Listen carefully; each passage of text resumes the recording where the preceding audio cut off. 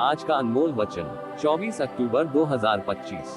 जो सुनेगा उसका दिन अच्छा गुजरेगा, क्योंकि परमेश्वर की कृपा हमेशा उसके साथ होते हैं।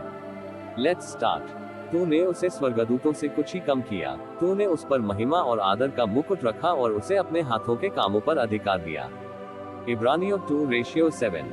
दोस्तों, मैं पैट्रिक हूँ और आप देख रहे हैं जीवन पवित्र यूट्यूब चैनल। तो चलिए एक नया एपिसोड शुरू करते हैं, लेकर प्रभु यीशु मसीह का नाम। जो बातें मूसा ने यरदन के पार जंगल में, अर्थात सूख के सामने के अराबा में, और पारान और तोपल के बीच, और लाबान हसरोत और दीजाहाब में सारे इस्राएलियों से कही वे ये हैं। होर से कादेशिबने तक सेर पहाड़ का मार्ग 11 दिन का है। 40वें वर्ष के 11वें महीने के पहले दिन को जो कुछ यहोवा ने मूसा को इस्राएलियों से कहने की आज्ञा दी थी, उसके अनुसार मूसा उनसे ये बातें कहने लगा।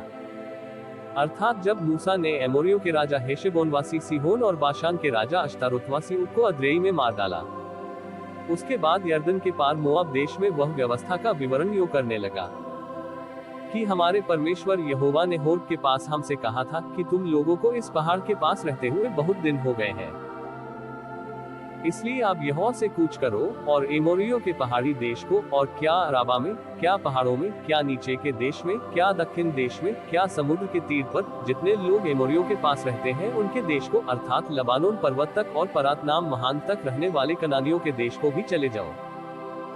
सुनो, मैं उस देश को तुम्हारे सामने कह देता हूँ, जिस देश के विषय यहोवा ने इब्राहिम, इसहाक और याकूब तुम्हारे पितरों से शपथ खाकर कहा था कि मैं इसे तुमको और तुम्हारे बाद तुम्हारे वंश को दूंगा, उसको अब जाकर अपने अधिकार में कर लो।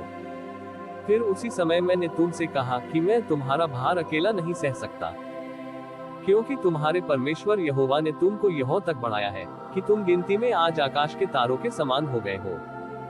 तुम्हारे पितरों का परमेश्वर तुमको 1000 गुना और भी बढ़ाए, और अपने वचन के अनुसार तुमको आशीष भी देता रहे। परंतु तुम्हारे जंजाल और भार और झगड़े रगड़े को मैं अकेला कहाँ तक सह सकता है। सो तुम अपने एक एक गोत्र में से बुद्धिमान और समझदार और प्रसिद्ध पुरुष चुन लो, और मैं उन्हें तुम पर मुखिया ठहरा दूंगा। इसके उत्तर में तुमने मुझसे कहा, जो कुछ तू हमसे कहता है उसका करना अच्छा है। इसलिए मैंने तुम्हारे गोत्रों के मुख्य पुरुषों को, जो बुद्धिमान और प्रसिद्ध पुरुष थे, चुनकर तुम पर मुखिया नियुक्त किया, अर्थात 1000, 100, 50 और 10 के ऊपर प्रधान, और तुम्हारे गोत्रों के सरदार भी नियुक्त किए। और उस समय मैंने तुम्हारे न्यायियों को आज्ञा दी कि तुम अपने भाइयों के मुकदमे सुना करो, और उनके बीच और उनके पड़ोसियों और परदेशियों के बीच भी धर्म से न्याय किया करो। न्याय करते समय किसी का पक्ष न करना, जैसे बड़े की वैसे ही छोटे मनुष्य की भी सुनना, किसी का मुंह देखकर न डरना, क्योंकि न्याय परमेश्वर का काम है। और जो मुकदमा तुम्हारे लिए कठिन हो, वह मेरे पास ले आना, और मैं उसे सुनूंगा। और मैंने उसी समय तुम्हारे सारे कर्तव्य कर्म तुमको बता दिए।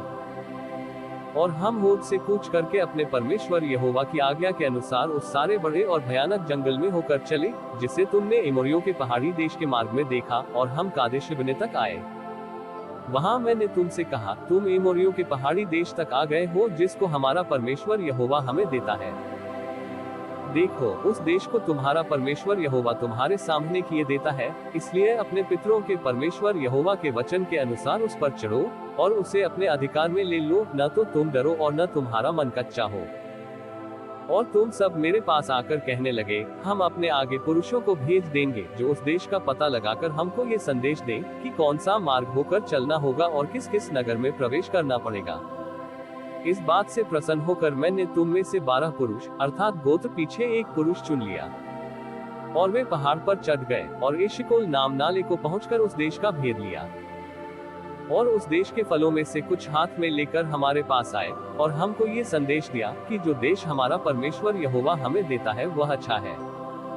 तो भी तुमने वहां जाने से नाह किया, किंतु अपने परमेश्वर यहोवा की आज्ञा के विरुद्ध होकर अपने अपने डेरे में ये कहकर कुड़कुड़ाने लगे कि यहोवा हमसे बैर रखता है, इस कारण हमको मिस्र देश से निकाल ले आया है कि हमको एमोरियों के वश में करके सत्यानाश कर डाले। हम किधर जाएं? हमारे भाइयों ने ये कह के हमारे मन को कच्चा कर दिया है कि वहाँ के लोग हमसे बड़े और लंबे हैं, और वहाँ के नगर बड़े बड़े हैं, और उनकी शहरपनाह आकाश से बातें करती हैं, और हमने वहाँ अनाकवंशियों को भी देखा है। मैंने तुमसे कहा, उनके कारण त्रास मत खाओ और न डरो। तुम्हारा परमेश्वर यहोवा जो तुम्हारे आगे आगे चलता है, वह आप तुम्हारी ओर से लड़ेगा, जैसे कि उसने मिस्र में तुम्हारे देखते तुम्हारे लिए किया। फिर तुमने जंगल में भी देखा कि जिस रीति कोई पुरुष अपने लड़के को उठाए चलता है, उसी रीति हमारा परमेश्वर यहोवा हमको इस स्थान पर पहुंचने तक, उस सारे मार्ग में जिससे हम आए हैं, उठाए रहा। इस बात पर भी तुमने अपने उस परमेश्वर यहोवा पर विश्वास नहीं किया, जो तुम्हारे आगे आगे इसलिए चलता रहा कि डेरे डालने का स्थान तुम्हारे लिए ढूंढे, और रात को आग में और दिन को बादल में प्रकट होकर चला, ताकि तुमको वह मार्ग दिखाए जिससे तुम चलो।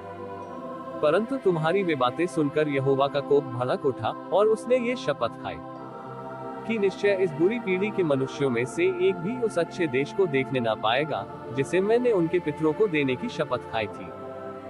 यपुन्ने का पुत्र कालेब भी उसे देखने पाएगा, और जिस भूमि पर उसके पांव पड़े हैं, उसे मैं उसको और उसके वंश को भी दूंगा, क्योंकि वह मेरे पीछे पूरी रीति से हो लिया है। और मुझ पर भी यहोवा तुम्हारे कारण क्रोधित हुआ, और यह कहा कि तू भी वहां जाने ना पाएगा। नून का पुत्र यहोशू जो तेरे सामने खड़ा रहता है, वह तो वहां जाने पाएगा, सो तू उसको हियाव दे, क्योंकि उस देश को इसराइलियों के अधिकार में वही कर देगा। फिर तुम्हारे बाल बच्चे जिनके विषय में तुम कहते हो कि ये लूट में चले जाएंगे, और तुम्हारे जो लड़के वाले अभी भले बुरे का भेद नहीं जानते, वे वहां प्रवेश करेंगे, और उनको मैं वह देश दूंगा, और वे उसके अधिकारी होंगे। परंतु तुम लोग घूमकर कूच करो, और लाल समुद्र के मार्ग से जंगल की ओर जाओ। तब तुमने मुझसे कहा, हमने यहोवा के विरुद्ध पाप किया है, अब हम अपने परमेश्वर यहोवा की आज्ञा के अनुसार चढ़ाई करेंगे और लड़ेंगे। तब तुम अपने अपने हथियार बांधकर पहाड़ पर बिना सोचे समझे चढ़ने को तैयार हो गए। तब यहोवा ने मुझसे कहा, उनसे कह दे कि तुम मत चढ़ो और न लड़ो, क्योंकि मैं तुम्हारे मध्य में नहीं हूँ, कहीं ऐसा न हो कि तुम अपने शत्रुओं से हार जाओ। ये बात मैंने तुमसे कह दी, परंतु तुमने न मानी, किंतु ढिठाई से यहोवा की आज्ञा का उल्लंघन करके पहाड़ पर चढ़ गए। तब उस पहाड़ के निवासी एमोरियों ने तुम्हारा सामना करने को निकलकर मधुमक्खियों की नाई तुम्हारा पीछा किया, और सेर देश के होर्मा तक तुम्हें मारते मारते चले आए। तब तुम लौटकर यहोवा के सामने रोने लगे, परंतु यहोवा ने तुम्हारी न सुनी, न तुम्हारी बातों पर कान लगाया, और तुम कादेश में बहुत दिनों तक पड़े रहे, यहाँ तक कि एक युग हो गया।